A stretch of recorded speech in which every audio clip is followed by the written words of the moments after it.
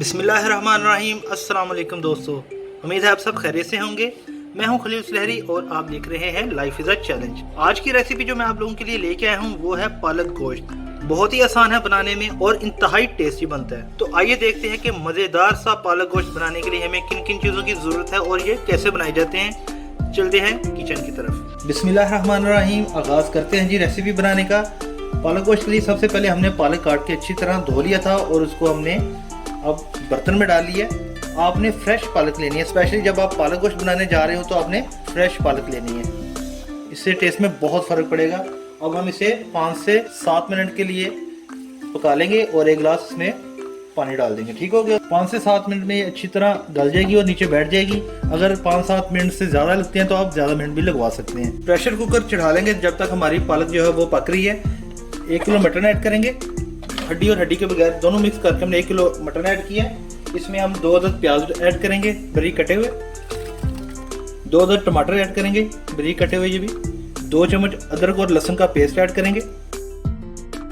मसाले ऐड करेंगे, काली मिर्च 7 से 8 अदद, 4 से 5 अदद लौंग ऐड करेंगे, 2 इलायची, 1 बड़ी इलायची और 1 इंच का टुकड़ा दालचीनी का। और अब इसमें 1 गिलास पानी ऐड कर देंगे। 1 टीस्पून इसमें लाल मिर्च का पाउडर ऐड करेंगे।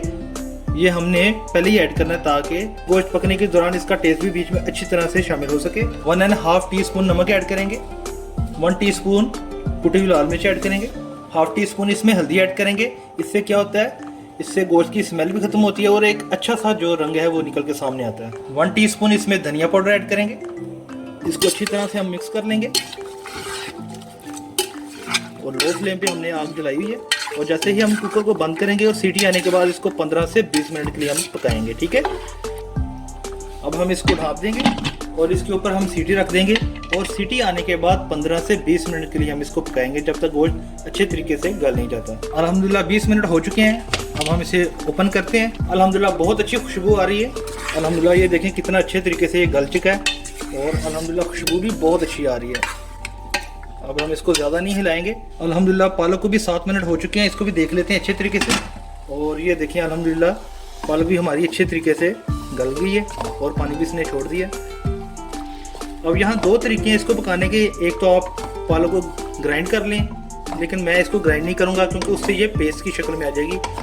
लेकिन पालक का हुस्न यही है कि इसको नेचुरल फॉर्म में इस्तेमाल किया जाए। जो मटन को हमने कढ़ाई में निकाली है और इसको हम अच्छे तरीके से भुनेंगे।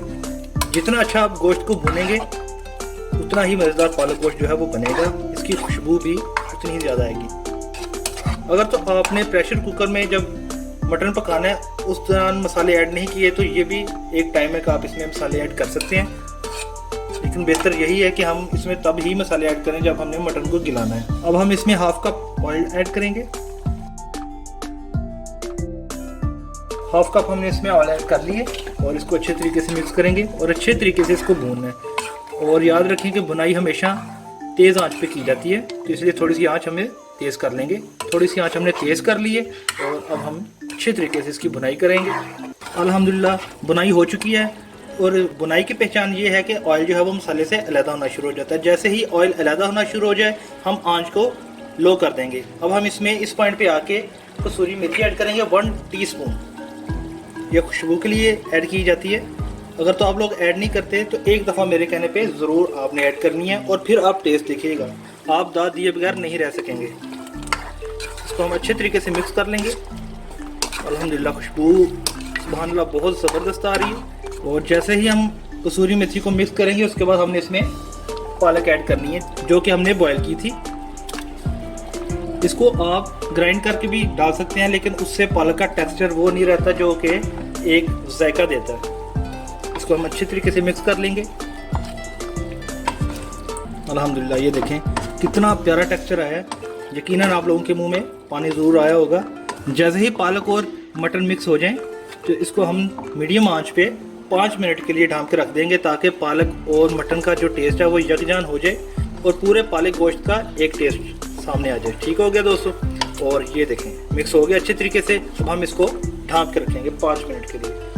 बिस्मिल्लाह। अल्हम्दुलिल्लाह 5 से 6 मिनट हो चुके हैं। हम ढक्कन को उठा लेंगे।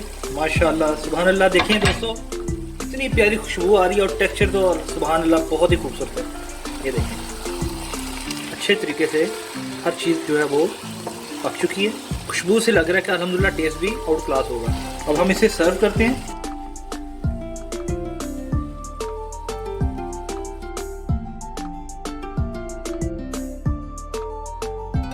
अल्हम्दुलिल्लाह दोस्तों, ये देखें कितना खूबसूरत और मज़ेदार पालक गोश्त हमारा रेडी हो चुका है। उम्मीद है दोस्तों आपको आज की रेसिपी बहुत ज़्यादा पसंद आई होगी।